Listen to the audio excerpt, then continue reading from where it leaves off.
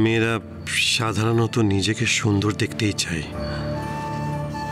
তাহলে ও চায় না কেন?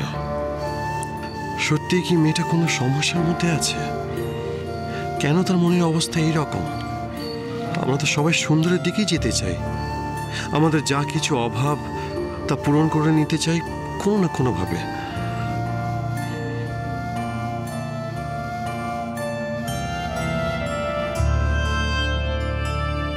এই যে আমি চোখে দেখতে পাই না, সেই জন্য আমার তো কোনো নালিশ নেই কারোর কাছে।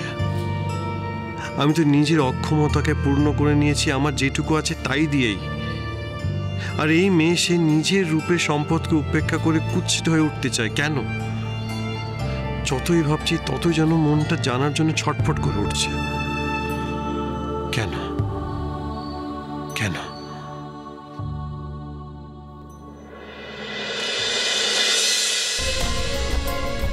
আমাকে তুমি বিচ্ছিরি করে দাও মাধব, আমাকে তুমি বিচ্ছিরি করে দাও মাধব।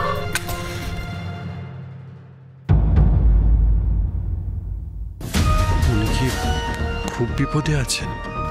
ঠিক তো, এটা তো আগে ভাবিনি। কি ভাবিস নি দা ভাই? তুই তুই এখানে? আমি ঘরে এলাম, এসে এখানে বসলাম, কিন্তু মিস্টার আর্য মল্লিক কিছু টের পেল না। তুই কি নিয়ে এত ভাবছিস বলতো দাদা ভাই? প্লিজ আমার কাছে কিন্তু কিছু লুকোস না। ওই মেয়েটার কথা। মেয়েটা? আচ্ছা, সেই মেয়েটা ভিডিও করতে গিয়ে তুই যার কথা রেকর্ড করে ফেলেছিলিস, রাইট? ঠিক বলেছিস ভাই, আমার মনে হয় মেয়েটা কোনো বিপদে আছে।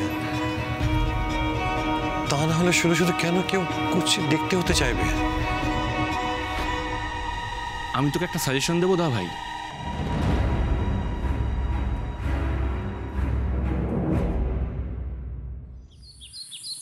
এটা তুমি কি করলে রতনদা? আমি কিন্তু মন থেকেই চেয়েছিলাম আমার যা কিছু ভালো সব যেন চুমকির কাছে চলে যায়। চুমকির সঙ্গে থেকে থেকে তোর মাথাটাও কি খারাপ হলো চারু? এইভাবে একজনের রূপ কি অন্য কারোর কাছে চলে যায়? এটা কি ম্যাজিক নাকি? হাজার মাথা খুললেও 7 জন্মেও তোর মতো হতে পারবে না। তাহলে সেটা যখন তুমি জানো, তুমি চুমকিকে এরকম কেন বললে? চুমকির মতো মেয়ের সাথে এইরকমই করা উচিত। তুই কি কিছুই বুঝিস না চারু যে ও তোকে কতটা হিংসে করে? করুক, হিংসে করুক আর যাই করুক, চুমকি আমার ছোট বোন। এবার তোর মনটা ভেঙে যাবে বলো? না না না, তুমি এটা একদম ঠিক করোনি রতনদা, একদম ঠিক করোনি। ওকে ঠকানো তোমার একদম উচিত হয়নি গো। তোর যে কি হবে চারু একমাত্র রাধা মাধবী জানে।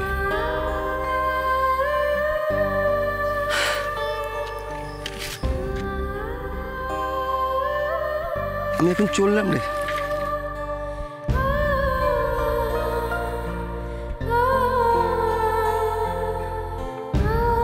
এখন কি হবে মাধব? চুমকি যে খুব কষ্ট পাবে। চুমকি কষ্ট পেলে মাও খুব কষ্ট পাবে। মাধব, তুমি একটু দেখো মাধব।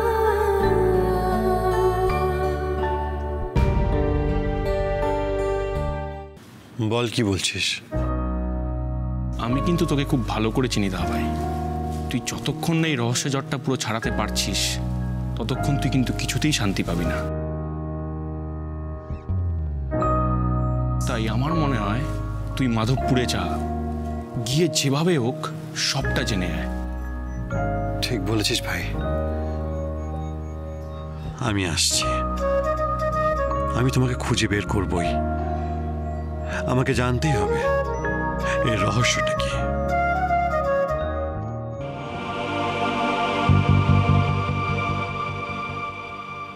সব ওই চারুটার বদমাইশি, জানো তো?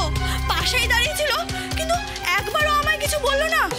আবার কেমন করে বলছিল, মাধব আমার সব ভালো চুমকিকে দিয়ে দাও। দেখাচ্ছি মজা, আসুক আজকে। আজকে একদম নয়, একদম আজকে নয়।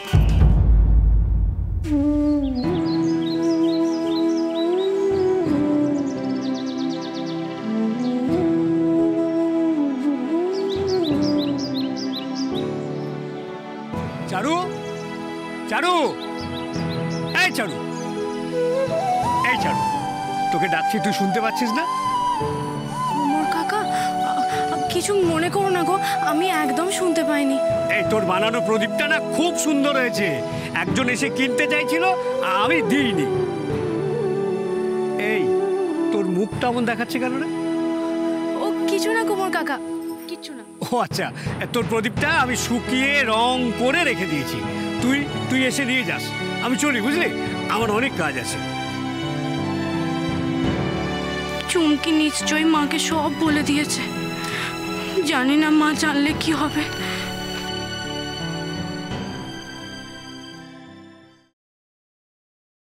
না না, আমি কোনো আমি বলেছি না আজকে না, আজকে বাড়িতে লোক আসবে। তোর খুব বাড়াবাড়ি, হ্যাঁ? সবসময় কি রে, হ্যাঁ? চারুর নামে সবসময় দোষ দিস কেন? হ্যাঁ, যা ঘরে ঘরে গিয়ে টমেটো মাখ, মুখে ভালো করে ঘষে ঘষে টমেটো মাখ। আজকে ছেলের বাড়ির লোক দেখতে আসবে, কিন্তু যা, যে আমার জ্বালাস না, যা। সব সময় বেচারার নামে দোষ দিয়ে যায় মেয়েটা। যাক, মা তাহলে রাগ করেনি আমার উপর। তুমি আমাকে বাঁচালে মাধব।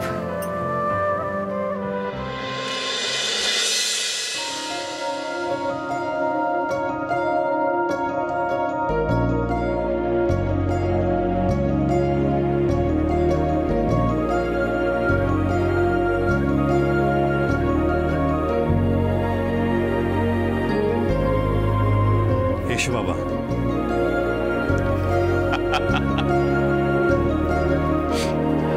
আর্য, আমি কোনোদিন না জিততে পারলাম না, জানিস? তুই কিভাবে টের পাস রে? আর সত্যি আজ অব্দি তোকে ঠকাতে পারলাম না। নিজের ছেলে বলে বলছি না, আমি তোর মতো কাউকে কোনোদিন সামনাসামনি দেখিনি, সত্যি রে। তেমন কিছু নয় বাবা, জাস্ট প্র্যাকটিস। Thank you. সার্কাসে দেখেছো তো কেমন চোখ বন্ধ করে কনফিডেন্টলি ওই নাইফগুলো ছুটতে থাকে, ঠিক তেমন প্র্যাকটিস। তুমি বসো না। না না, ঠিক আছে। তুই বেরোচ্ছিস কোথায়? ফ্যাক্টরি? না, ফ্যাক্টরি কেন, আমি তো অংশকে ওই নতুন মিষ্টির মেশিন কোথায় বসবে, কোথায় ইনস্টল হবে সব তো বুঝিয়ে দিয়েছি। তাহলে তাহলে ভর দুপুর বেলায় কোথায় বেরোচ্ছিস? এই তো 3টে বাজে বাবা, তাই ভাবলাম বাড়িতে বসে না থেকে এই ক্যামেরা নিয়ে বেরিয়ে পড়ি, আর বেরিয়ে সানসেটের ছবি তুলব।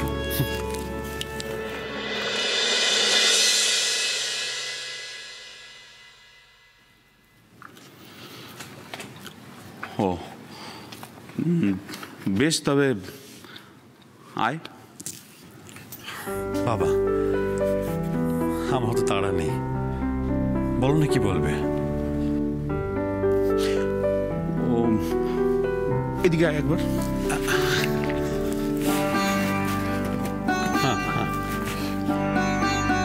দোস্ত, একটা কথা আছে, বস। হ্যাঁ রে, এই যে তোর মা তোর বিয়ের জন্য এরকম পাগলের মতো ছুটে বেড়াচ্ছে, যদি আমি সবসময় তোর মায়ের পক্ষে, আমি চাই খুব তাড়াতাড়ি তোর একটা ভালো বিয়ে হোক। তোর কাছে তো কখনো জানতে চাইনি, আমাকে স্পষ্ট করে বলতো বাবা, এখন তোর বিয়েতে কোনো আপত্তি নেই তো? না, যদি থাকে তাহলে আমাকে বলতে পারিস, তেমন হলে আমি না হয় তোর মায়ের সঙ্গে আরেকবার ভালো করে কথা বলবো।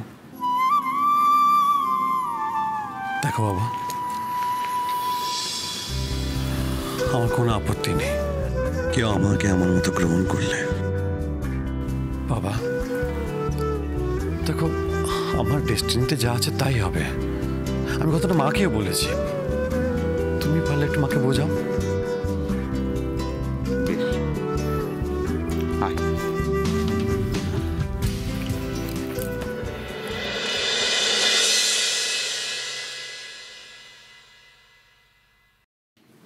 বেরোচ্ছিস নাকি আর্য? হ্যাঁ, বেরোস না। কেন রে? তো রাশিফলে আজকে কি লিখেছে দেখেছিস? দাঁড়া, দেখা গেল, এই তো লিখছে, অভীষ্ট লক্ষ্য সম্মুখে থাকলেও দৃষ্টিগোচর হবে না। তাতে আমার কিসে অসুবিধা কাকামণি? আমি তো এমনি চোখে দেখতে পাই না।